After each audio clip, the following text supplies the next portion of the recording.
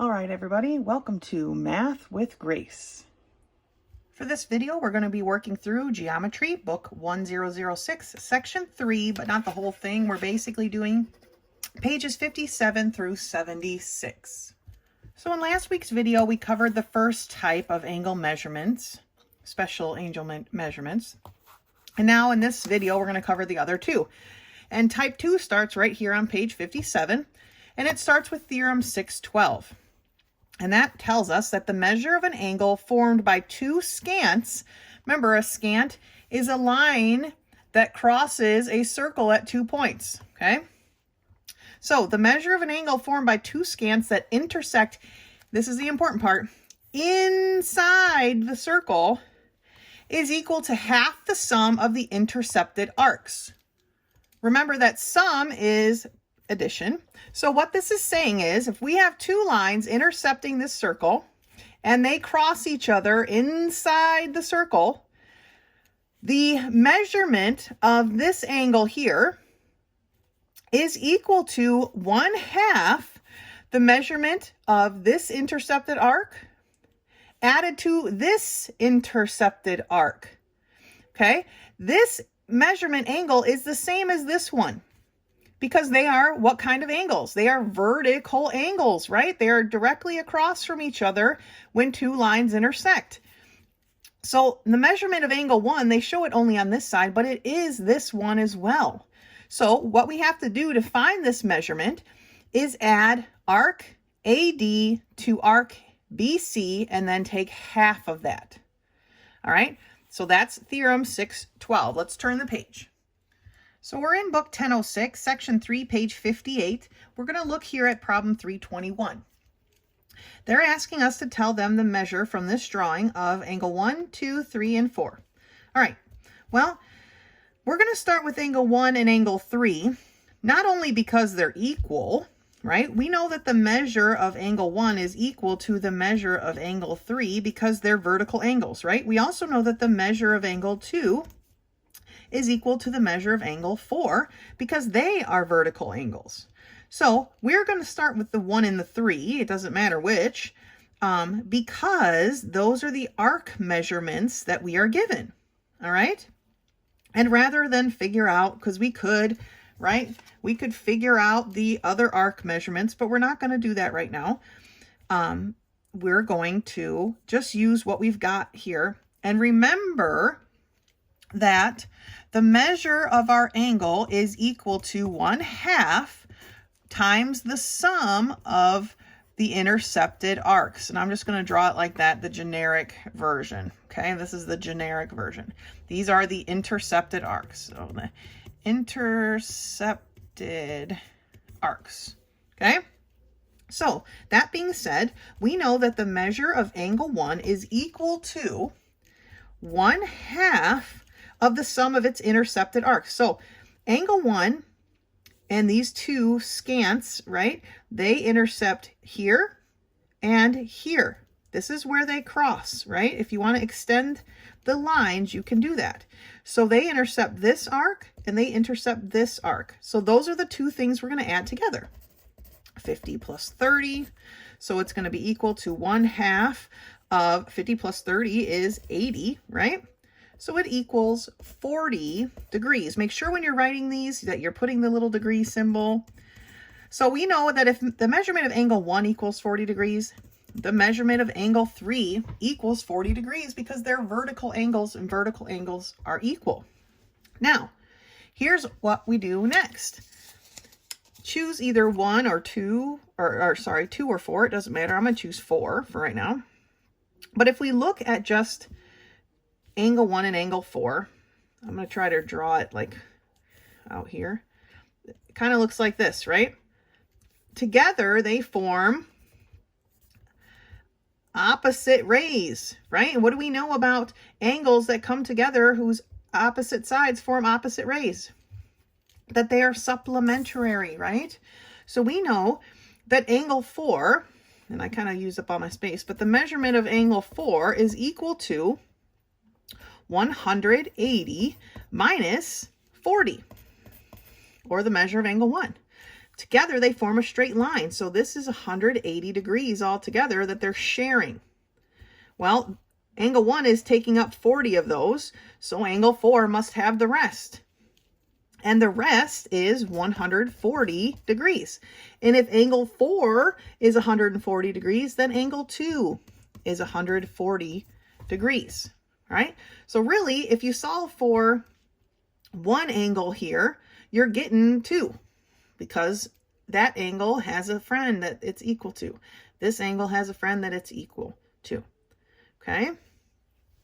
That's how we do these special angle measurements when we're talking about scants crossing inside the circle.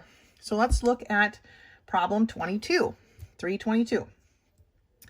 Again, they want the measure of 1, 2, 3, and 4. And again, because they haven't really rearranged the numbers here, the measure of angle 1 is equal to the measure of angle 3, because they are opposite each other where these two lines intersect.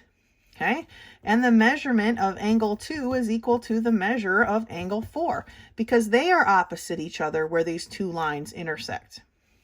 So we're going to start this time with 4 and 2, because they're the same, right? But that's the one we're using if you extend these lines a little bit, because those are the information, those are the arc information that we have, right? We know this intercepted arc, and we know this intercepted arc. So we're going to start there. So the measure of angle 4 is equal to, okay, these formulas are important. 1/2 46 plus 42. Okay, so it's equal to 1/2. Well, what is 46 plus 42, right? It is 88. And what's 1/2 of 88? 44. So the measure of angle 4 is 44 degrees. If the measure of angle 4 is 44 degrees, the measure of angle 2 is 44 degrees. Now, the same way we solved for the opposite one in this, in number 21, we're going to do here. So, again, looking at this, we redraw this section. I like to redraw things a lot because then I can see it outside of all the mess that is there. We see that angle 4 and angle 3 are part of a straight line. They're supplementary angles. So the measure of angle 3 is equal to 180 degrees minus 44 degrees, right? Or it is equal to 136 degrees. Now, if the measure of angle 3 is 136 degrees, as 2 is the measure of angle 1. All right, so that's how we do this special angle measurement, where the scants are they're crossing each other inside the circle. All right, we take half of the sum of the intercepted arcs. Add them together, half, that equals that angle. All right, let's take a look at a couple more problems. Let's do 26 and 27. So for 26 and 27, they decide to mix it up a little bit, okay? I have our generic formula written up here, right? And this is, again, for scants that cross inside the circle. But this time, they don't give us both of the intercepted arcs, do they? They gave us one intercepted arc and the measurement of the angle. So we actually just need to substitute the information that we know and solve for the information that we don't know. So the information that we know is the measure of the angle. So 40 equals 1/2 the sum of 41 plus x, right? These are the intercepted arcs, except it just so happens that x we don't know. But we do know the answer to that, this side of the equation, right, is 40. So since we know that, we can now solve. Now, because I don't want to have a 1/2 x, the first step that I'm going to take is to multiply the entire equation by 2. And when I do that, I have 2 times 40, which is 80. And then I have 1/2 times 2, and they cancel each other out, right? And it becomes a 1, so I'm left with 41 plus x. I need to get x by itself. 41 is a positive, so we're going to do the opposite and subtract 41 from both sides. And we're left with x is equal to 39 degrees. Okay? So our x is 39 degrees. All right, so that's how we do the steps here. This time, instead of them giving us both of the intercepted arcs, they gave us the angle and one intercepted arc, and we just had to put it into the equation and just solve it a different way. That's all. So let's look at 27. 327 is the same basic concept, right? Here's our intercepted arc, which is x. Here's our intercepted arc, which is 88. And then here's our angle measurement. They gave us the angle measurement. So we know that 89 is equal to 1/2 of 88 plus x. Now again, I don't want to deal with that 1/2, so I'm going to multiply the whole thing by 2. 89 times 2 equals 178. And then my 1/2 and my 2 cancel, so I have 88 plus x. I'm going to subtract 88 from both sides. 178 minus 88 has our x equal to 90. And when we write it here, it's 90 degrees. All right, so the measure of this arc over here is 90 degrees. All right, so in these problems, we just are kind of working, I don't want to say backwards, but we're taking our formula and substituting in the information that we know. They gave us the measurement of the angle, and they gave us one intercepted arc, and then we had a variable. I multiplied both sides by 2 just to cancel out this 1/2, but the answer would have been the same if we had worked with the 1/2. All right, great job. Those intercepting scants weren't too bad, right? So that leads us to the third type. Now, under this third type are many different setups, but they all have the same basic formula. And this basic formula tells me that the measure of the angle is equal to 1/2 an arc minus an arc. Step 2 was an arc plus an arc, right? Type 1 was just half an arc. So let's look at the different ways that this formula gets set up. So theorem 613 tells us the measure of the angle formed by two scants intersecting outside the circle equals half the difference, which is a subtraction problem of the intercepted arcs. Now, when we take our subtraction, we're taking the outside arc, this is the intercepted arc here, AD, and we're subtracting the interior one, which is here. Okay, so basically the farthest one or the biggest one minus the little one. We don't want negative numbers, right? And that gives us the measurement of this angle way out here. So now we're talking about scants coming together outside of the circle. Out here in the outside, there's only one angle created, not like last time where it made two angles at a time. Okay, now we're just talking about one angle outside of the circle. We take 1/2 of the biggest arc minus the smallest arc. Let's turn the page. So on the next page, we have theorem 614. And it tells us that the measure of the angle formed by a tangent ray, remember a tangent ray crosses and hits a circle at 1 point, and a scant ray that goes through the circle at 2 points, and they intersect outside the circle, is equal to half the difference of the intercepted arc. So same thing. Here's our big intercepted arc. Here's our small intercepted arc. Okay, so 1/2 of big minus small. All of these angles are taking place outside of the circle. When they take place outside of the circle, we are subtracting. Okay, when it was taking place inside of the circle, we added them together. Remember?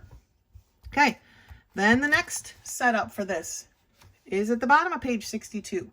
And it tells us that the measure of an angle formed by two tangent rays intercepting outside of the circle is half the difference of the intercepted arcs. Now, in this case, the intercepted arcs are, if we added them together, it would be the entire circle, right?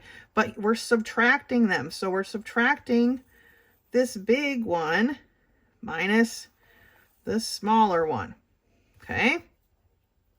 Now, on page 63, here is a summary. And here's what I would consider and suggest to you. On your postulates and theorems page for this book, there is a big open space. Now, some of things maybe you've already written in there. I would suggest adding this. If it won't fit on that page, then add a blank page to it. Okay? I would suggest adding this summary, and you can obviously shrink it down a little bit. You know, draw it out yourself and make it smaller. But I would suggest adding this summary so that you have it, even though all the proofs and theorems are there, right? But so you have the drawings. I like drawings. They make it easier for me to understand. So here is a summary of the angle and arc relationships that we've talked about, not just in this section, in this video, but in this book.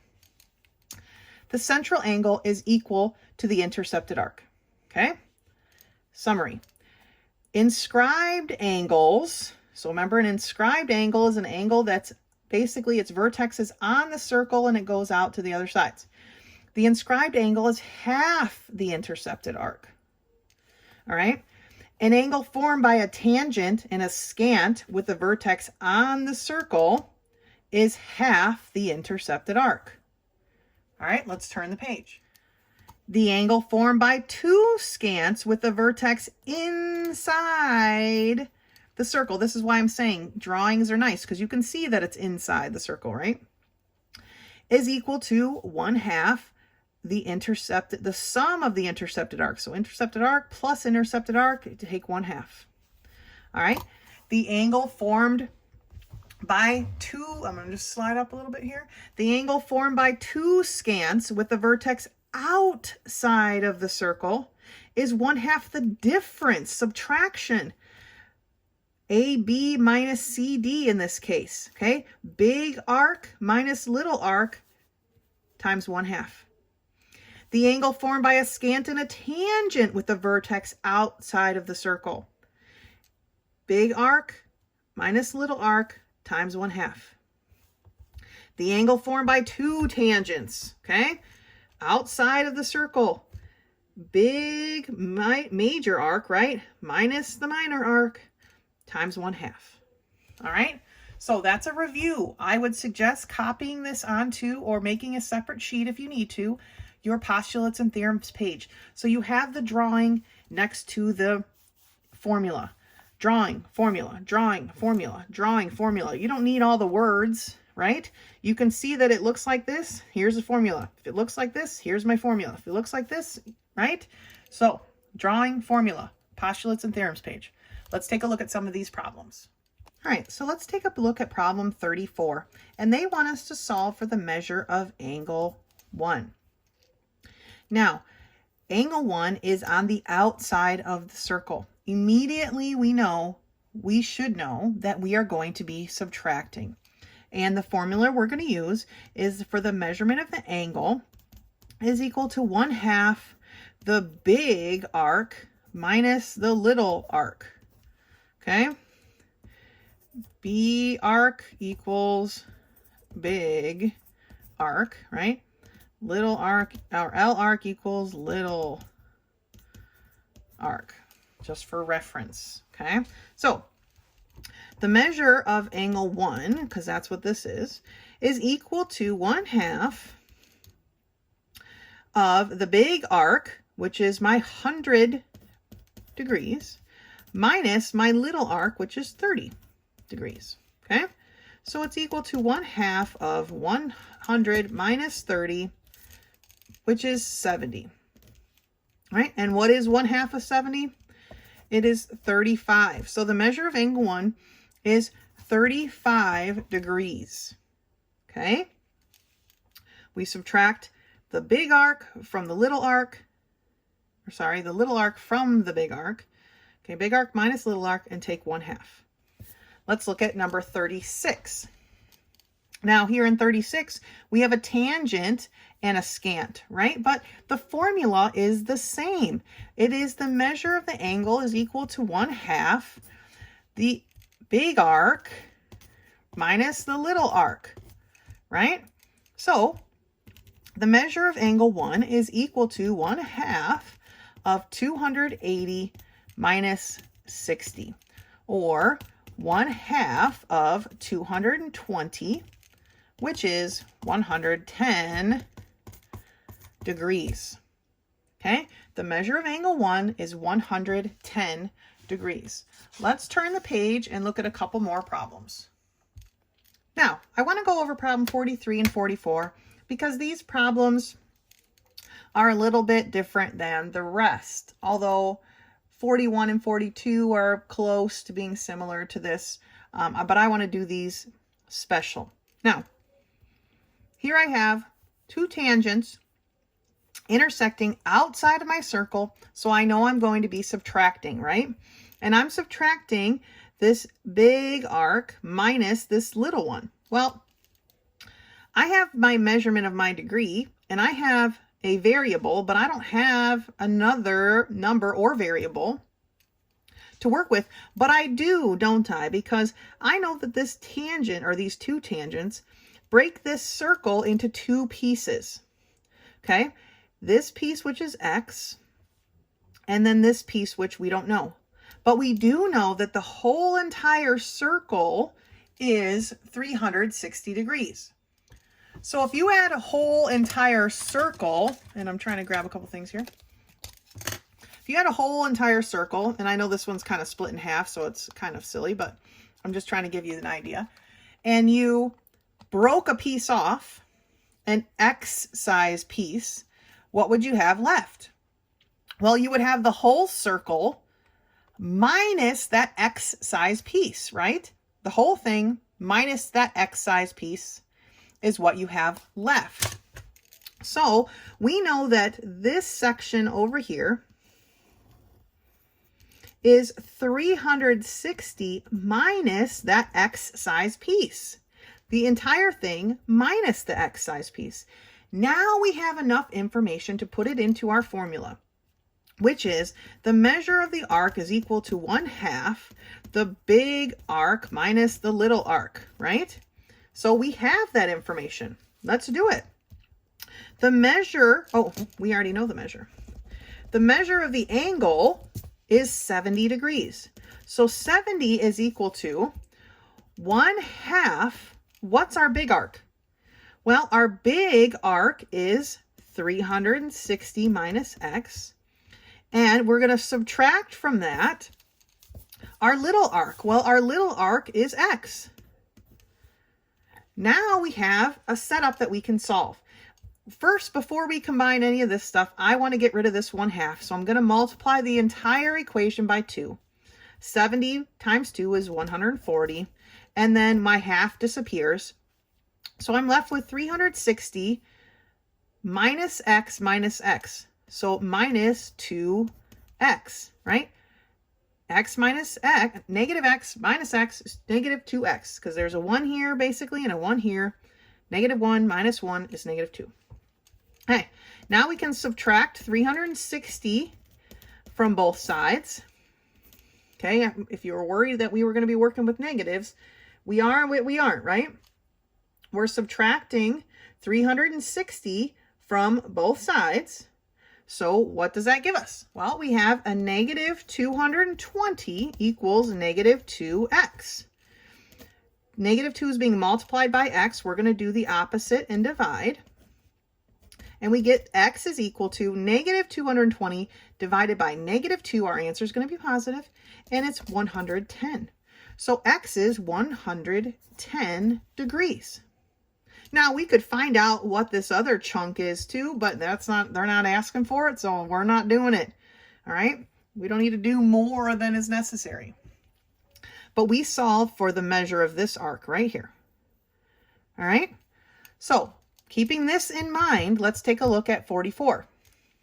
Again, they want us to solve for x, but again, we don't have enough information to solve. We're missing a piece. But this time when we broke off our piece, we got a big piece over here, but the formula is the same. This piece is still 360 minus that one. So this is 360 minus x. Now we have enough information. And that is that 90 is equal to 1/2 of the big arc, which is x, minus the little arc. Now this time we have to put it in parentheses because we have to distribute this minus through both parts. Okay, this is a binomial. We have to distribute our negative through. First thing though, I'm going to multiply by 2 and get rid of that half. 2 times 90 is 180 equals, and I'm going to leave it, well, I guess I don't need that first parenthesis. My eraser's not working very well today. I have x minus 360 minus x. Okay. Now I need to distribute this negative through. So I'm left with 180 equals x minus 360. A negative times a negative is a positive. So we have plus x. Combining my like terms, I have 180 equals 2x minus 360. My 360 is being subtracted. We're going to do the opposite and add 360 to both sides. Okay? And we're left with 2x is equal to 180 plus 360, which if you are a skater or something, you probably know that that's 540, right? It's a turn and a half. So 2 is being multiplied by x. We're going to do the opposite and divide. And that leaves us with x equal to 270. So that's 270 degrees. That's the angle measure, or the arc measurement for this big arc out here. Okay, that's all they asked for. We could solve for the other part, but they're not asking for that. X is equal to 270 degrees. So in these two specific examples, we had to find our second piece first before we could put the stuff into our formula. But if you just think about it as a circle equaling 360 degrees, when you break a piece off, it's 360 minus that piece. All right? Think of it like that. Let's take a look now, where it moves us on to our next topic, but I want to address one thing real quick. And what I want to address real quick is this illustration. And this is on page 67. There's a whole bunch of problems here I covered up that you have to solve for. And then I left on here, and I wrote a bunch of stuff, but I erased it, the given information. They gave you that AE is 53, that BA, the arc, is 68, and arc BC is 72. Now, they've got a whole list of things starting with the measure of angle 1. Let me see. They are in numerical order, 1 through 8. But here's the thing. Do not try and solve them in numerical order, because you will be so frustrated that you might want to cry. I don't even know. Because it's not easy to solve them in numerical order. The easiest thing for you to do is use the 3 measurements that they gave you and solve for what you can solve for. Now, what you can solve for is maybe only bits and pieces of what they're looking for, but say we have this arc 68, right? Well, looking in here, I see that I have, in this 53, I see that they want at some point angle 7. Well, angle 7 is a central angle, isn't it? It's a central angle, and it goes from B to E. So if we add these two together, we will know the measure of angle 7. If we know the measure of angle 7, we can find the measure of other things. We can find the measure of this angle, which they don't need to know, but they do want to know the measure of this arc. And since this is a central angle as well, if we took 180 and subtracted our 7 from it, we would know this, which would tell us this measurement. Okay, it would be the same as taking this diameter, right? We knew these two, and subtracting them from 180 to find this one. So do not try to solve these in numerical order. You will be very frustrated. Solve it one part at a time until you find out everything you need to know. Like once you know the measure of this arc, you know the measure of this angle, because this is 1/2 of this, right? So just little bits at a time until you've solved for everything. All right, let's talk about our special segments. All right, so special segments start on page 67, just the very bottom. And really all I want to say is that this section is going to give us methods of finding the lengths of parts of chords, scants, and tangents. So let's turn the page and see how. So looking at page 68, we've got theorem 616. And if you're good at drawing small, you might want to go to theorem 616 on your theorem and postulates page, draw this drawing, okay, and put in the formula. So if two chords intersect in a circle, okay, chord BD, chord AC, the product of the lengths of the segments of one chord is equal to the product of the lengths of the segments of the other. Here's what that means. Because they intersect, right, BD is kind of broken into two parts, right? It's broken into DP and PB. And same for AC. AC is the chord, but it's broken into two parts, AP and PC. So what they're saying is, if you multiply the two parts, AP times PC, it will be equal to these two parts, BP times PD. That's what this is saying. They're crossing each other, kind of break, not equal parts, right? We don't know that they're going to be equal parts, but it's breaking itself into two parts. This section multiplied by this section equals this section multiplied by that section. Looking at theorem 617, if two scants intersect at a point outside the circle, the length, this one gets a little kind of weird. The length of one scant, so the length of the whole scant, times the length of just its external part is equal to the length of the whole scant times its external part. So again, when you look at theorem 617 on your theorem and postulates page, if you can draw this shape in there and label it, you'd be best to do that, because what it's saying is that AC times BC is equal to DC times EC. Okay, that's what this theorem is stating. On the next page, page 69, we have theorem 618. And now this one tells us if a tangent and a scant meet. Here's our tangent, here's our scant. Outside of the circle, the length of the tangent segment, this segment here, is the geometric mean. Remember those? Between the whole scant segment and its external part. All right, so AP, the entire scant, is to PC, as PC is to BP, the external part. Okay, becomes our geometric mean, right? So PC squared equals AP times BP. So 2 of the tangents equals the full scant times its external part. That's what they're telling us here. All right, let's turn the page. So on page 70, we're going to take a look at a couple examples here. Model 1. They want us to find X with these two scants intersecting inside the circle. Well, we know that 2 times X is equal to 5 times 6. So we can do that here, and we get 2X is equal to 30. Dividing by 2, we find out that X equals 15.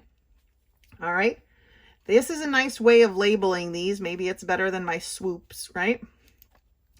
I'm not good at that design though, but you know, maybe you are. That's an easier way for you to label it for yourself. That's great. They want us to find X. Well, we know that the entire scant, right, which is 12, times its external part, which is X, is equal to this entire scant, 16, times its external part, which is 8. We just do the math here, divide by 12, and find our answer. And the final model has our tangent and our scant, right? Well, you could set it up in this formula here, but you could set it up, you could go straight to this, because we know that X squared is equal to the entire scant times its external part. 12 times 3 is 36. We take the square root and we find that X equals 6. So let's take a look at some of these problems. So the first two that I would like to look at are 53 and 54. So for 53, we have chords, right, intersecting inside of the circle. So we know that the product of the two parts of one chord is going to be equal to the products of the two parts of the other chord. So I have an x in there. My x is going to be equal to 2x, let's see here, is going to be equal to 3 times 6, or 18, right? 2 times x, 3 times 6, equal to each other. I'm going to divide both sides by 2, and x is equal to 9. Okay, so I solve for x with my two chords intersecting. We multiply two parts of one and set that equal to the two parts of another. Looking at 54, here we have scants that intersect outside of our circle. They intersect out here. So this one is the scant times its external part equals the scant times its external part. So 12 times x is going to be equal to 9 times 4, or 36. 12 is being multiplied by x. We're going to do the opposite and divide. And we find that x is equal to 3. Okay. The whole thing times the external part. The whole thing times the external part. Set them equal to each other. Let's look at a few more. The next one I want to look at is 355. This is on page 71. And here we have a scant and a tangent. And what do we know about our scants and our tangents? Well, we know that the tangent is the geometric mean, or basically what that means is the tangent squared, or x squared, is equal to the entire scant, which we don't actually have the measurement for, but we can figure out, right? Part of it is 6 and part of it is 2, so the whole thing is 8. And I don't really think this is well drawn because the 2 part looks way bigger than the 6 part, but that's besides the point. So we know that the whole thing is 8, so we're taking 8 times the external part, which is 2. So x squared is equal to 16. Therefore, and I know I'm kind of working my way weird here, we take the square root and we find that x is equal to 4. All right? So remember, when we have a tangent, it's the geometric mean. So the tangent squared is equal to the whole scant times its external parts. Okay? Now, what about 58? Well, 58, we have the same thing, right? We have a tangent and a scant. Except this time our x is on our scant part, which is no big deal. We still know that the tangent squared, 6 squared, is equal to this whole thing. Now, what is the whole thing? Last time it was 6 plus 2, right? This time I have a 2 and an x, but it's still just x plus 2. Just because we have a variable doesn't change how we do the math. It just means that we got a variable stuck in there. So it's the whole thing, which is x plus 2 times the external part, which is 2. All right, so now let's work this out. This is algebra, right? 6 times 2, or 6, sorry, not times 2, squared is 36. Now we have to distribute. 2 times x is 2x. 2 times 2 is 4. Now we can solve this like normal. 4 is being added. We're going to do the opposite and subtract. We have 2x is equal to 36 minus 4, or 32. 2 is being multiplied by x. We're going to do the opposite and divide. And so we get x is equal to 32 divided by 2, or 16. All right, so our x here is 16. That one makes a little bit more sense. All right, I want to look at one more problem here, and then we're going to do a proof together. Problem 59 looks like this. We have two scants crossing each other outside of my circle. This is like problem 54, okay? So we have to take, it takes me so long to draw this. We have to take the full scant, right, times its external parts, right, times the external parts. So what is this full scant here? Well, I've got a 5 and a 3, so it must be 8. So for the left side of this drawing, I have 8 times 3, and I set that equal to the right side, correct? Well, what is my right side? I have an x and a 4, so it's x plus 4. Just like I added 5 plus 3 to get 8, I'm adding x plus 4. I just don't know what x is. So I have x plus 4 times 4. That's the external part. So 8 times 3 is 24. We need to distribute this 4 through. 4 times x is 4x. 4 times 4 is 16. My 16 is being added. I'm going to do the opposite and subtract.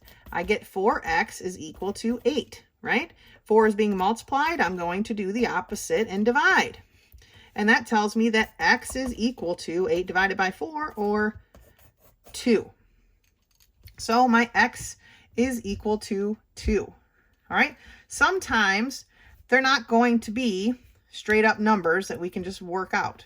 Sometimes we're going to have to create something here like this. Okay, like we did here. Like we did here. All right, we have to fill in the gaps. As long as they give us enough information to do that, we can do that. Here it was easy, right? 6 plus 2 is 8. 5 plus 3 was 8. X plus 4 is x plus 4. That's algebraically how it works. All right, so that's how we work through those problems. Now let's do a proof together. All right, so we're going to do together proof 69. It's on page 72, and we have this illustration, and we're given the fact that PA is equal to PB. So I don't know how best to. PA is equal to PB. Okay, equal. All right. But they want us to prove that PC is equal to PD. All right. Like most proofs, although I feel like the book has decided this step isn't necessary, but you know, it is. It still is. Step 1 is our given. So PA is equal to PB. Why do we know that's true? Because it is given information. Okay. Step 2. For step 2, we're actually going to draw auxiliary lines. And the reason for that is we have 2 lines here that are equal to each other. If we draw an auxiliary line right here, BC, we formed a triangle, right? And PB is part of that triangle. Well, if we draw another auxiliary line, AD, we've actually formed a second triangle, haven't we? And PA is part of that triangle. So I want to draw BC and AD. And how can we write that in? Well, it's just auxiliary lines, right? Auxiliary lines. Now, what I'm going to do over here is I'm going to redraw these triangles. I'm going to basically pull the triangles out and redraw them. And they're not going to be to scale or anything. It's just a general representation for my sanity. Okay, so that I can see what I'm working with. So let's label this ADP, right? So AP is this bottom part now, and D is its apex, right? And then the other one, of course, we want to match up our parts. Okay, here we already know that A and B go together. They're corresponding parts. And of course, my P's are corresponding parts. And that only leaves my C up here. So now I'm going to transfer over the information I know. I know that PA is equal to PB. That part I know already. So what's the next step? Well, here is the next step. That angle A is equal to angle B. And I'm saying angle A right here is equal to angle B. And the reason that I'm saying that is because if we look at angle A, what is its intercepting arc? It's CD, right? Well, if we look at angle B, what is its intercepted arc? It's also CD. So we know, we can say that that is true because we know that angles intercepting the same arc are equal. Okay, these two angles both intercept CD, therefore the angles must be equal. Now I drew it there, but I'm going to draw it here as well. Angle equal, equal. Okay, now I have one thing that these two triangles share, and that's right here. What is it? It's angle P. So number 4, angle P is equal to angle P. How can we say something is equal to itself? It's because it is reflexive. Okay, right here. I like to use 3 swooshes for reflexive. It's just what I do. Okay, so it's reflexive, right? They both share that angle. Just, and it, you know, they share it right there. So now that we've gotten to that point, what do we have here? If we walked around this triangle, what do we have? We have angle, side, angle. Okay, we're getting there. Step 5. Triangle. How do I want to word this? Let's do it PAD. That we keep it in this order. PAD is congruent to triangle PBC. And why do we know that's true? Because we just talked about it, right? Angle, side, angle. And I know we're not there yet, and that's all the room on the page or that the book has given us, but we need another step. Step 6. And step 6 says that PC is equal to PD. Okay, this side and this side, because corresponding parts of congruent triangles are equal. If you do not prove congruent triangles, you cannot use CPCTE because you didn't prove that triangles were congruent. So how do we know that they have corresponding parts? Okay, but we did, right? We showed that they were congruent right here. So now we can say that corresponding parts of congruent triangles are equal. All right, so for this proof, right, we had to create triangles inside of a circle, inside of 2 scant rays that met on the outside of the circle, right? They're combining all the things that we know. I pulled the circles out because it's just easier for me to see. This is kind of messy and it's kind of hard to see in. So I like to redraw what I'm working with. And I'm working with 2 triangles because they already had parts in common. So I was able to put those triangles into corresponding triangles, and then we could say our congruent triangles, and we could use our CPCTE. Okay?